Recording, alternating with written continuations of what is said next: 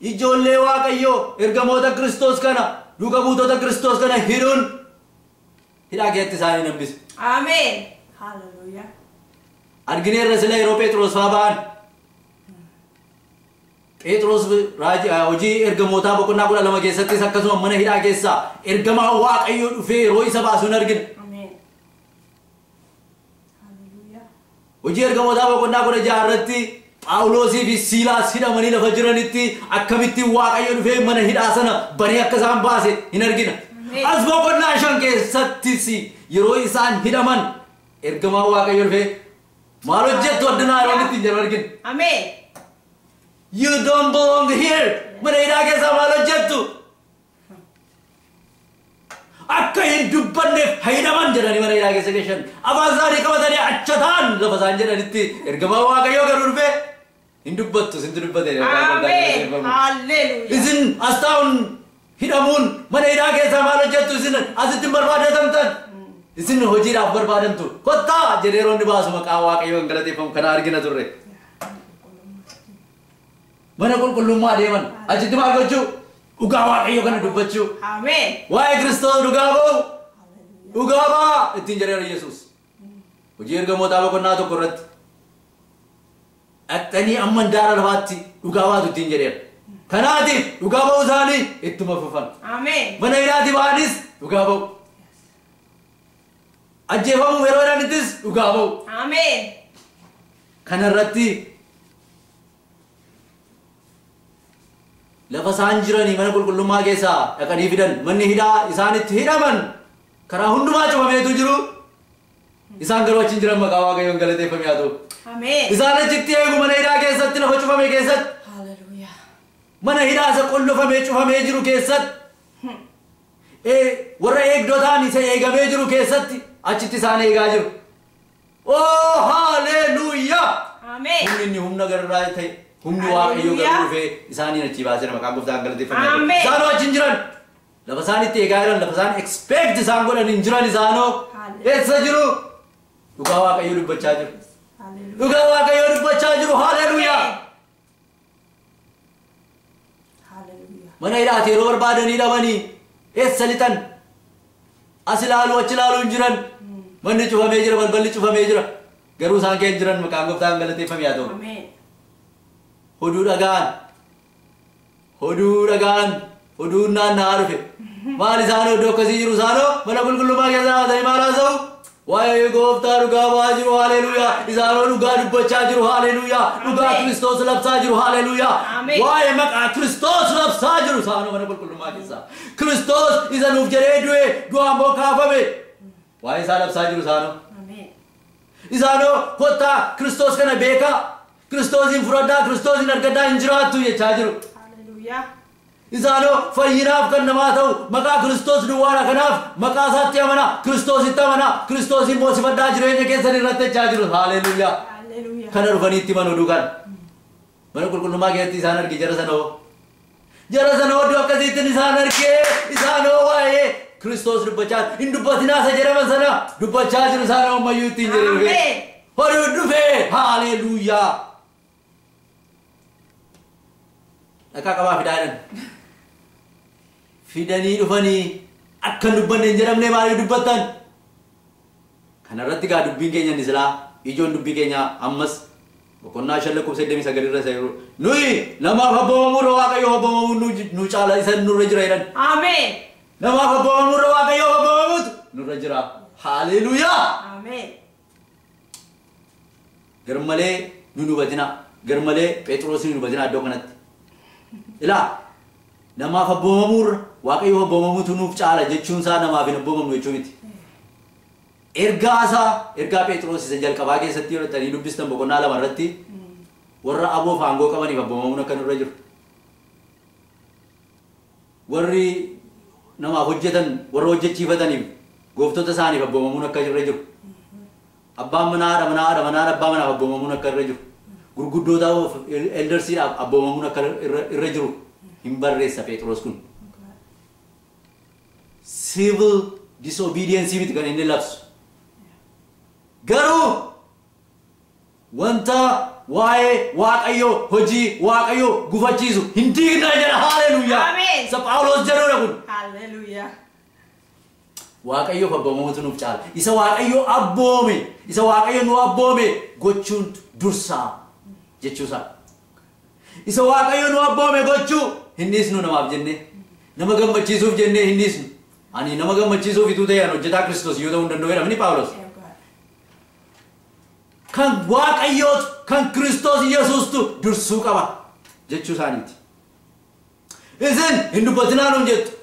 Yesuus immoo dubbadhaa nuun jedhee deemu. Hallelujah. Har'a hin dubbatinaa akka hin dubbanne afaan keessan qabadhaa kan jedhamtan jirtu. Yesuus isiniif du'e Yesuusin dubbachuu hin dhiisina. Ameen. Yesuusin dubbachuu hin dhiisina. Yesuusin dhugaa ba'uu hin dhiisina. Ameen. Anaaf isiniif du'e cubbuu koof cubbuu keessaniif du'e. Warri waa'ee Kiristoos akka hin dubbanne isiniin jedhan isiniif du'uu hin danda'an. Isinii miti ofii isaanii oolchuu hin danda'an. Guyyaa birdiitti Kiristoos dhiiga isaa kan inni anaaf isiniif lolaase. Kiristoos dhiiga isaa kan inni nuuf isiniif lolaase. Jireenyatti nu galchuudhaaf. Ameen. Waan guddaa kana nu godhee nuun immoo dhugaa baatota nu godhate. Dhugaa ba'aa nuun jedha. Maqaa Waaqayyoon galateeffamee. Ameen. Hin dubbatinaa afaan keessan qabadhaa. No. Waaqayyo dubbadhaa. Kiristoos Yesuus dhuga baatota kooti jedheera. Dhugaadhaan garuu haa dubbannu. Macaafa qulqulluu keessatti isa dubbifannu, isa argine, akka nuyi amannu kan nuuf darbee dhufe sagalee Waaqayyoo isa dhugaa ta'e kan achis asis ituun jedhin dhugaadhaan haa dubbannu. Ameen.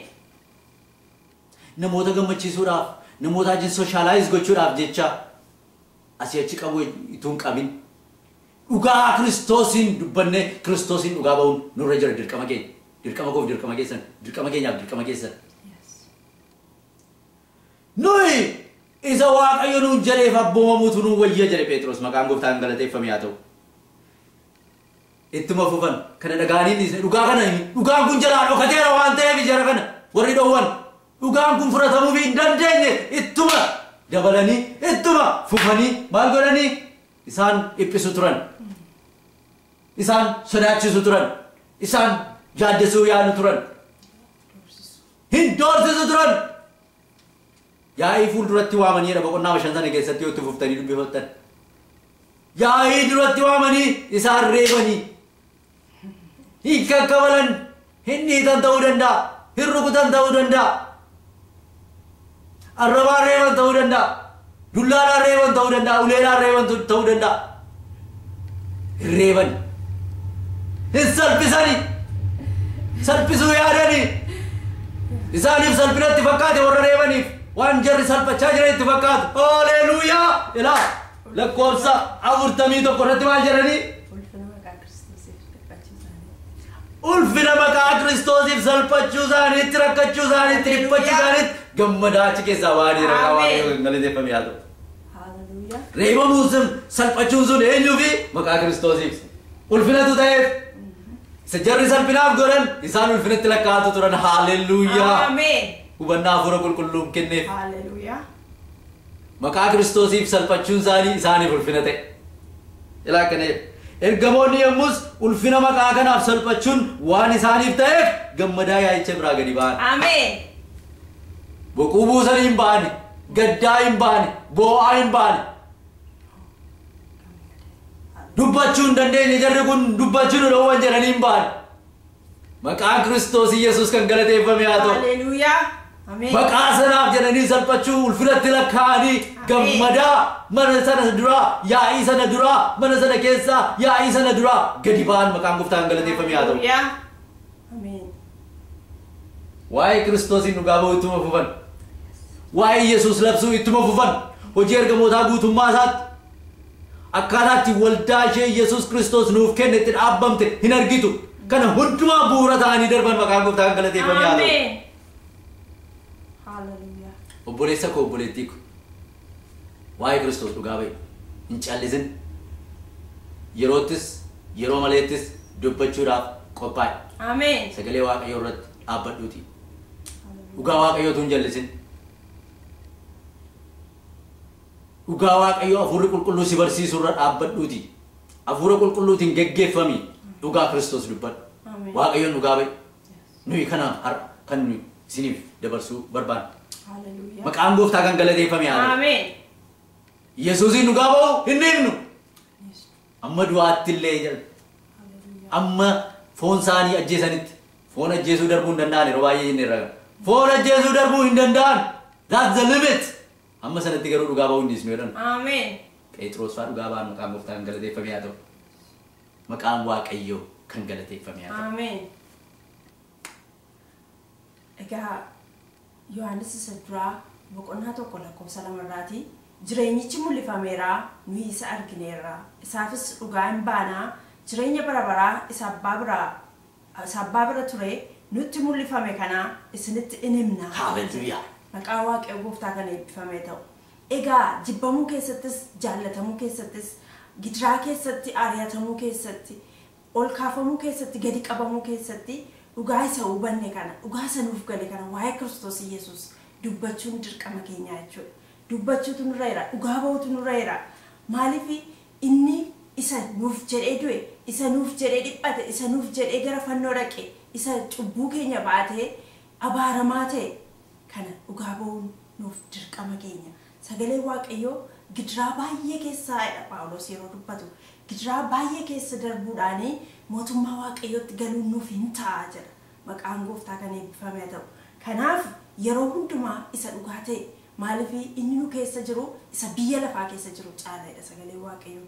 Kanaaf dhugaa kana ba'uun dirqama keenya. Maqaan waaqayyoo gooftaa kan eebbifamee ta'u dhugaa ba'aa iddoo jirtanitti isa Kiristoos ta'e isa fayyisaa ta'e isa jireenya ta'e kana dhugaa ba'uudhaatii gara booddee hin jedhina.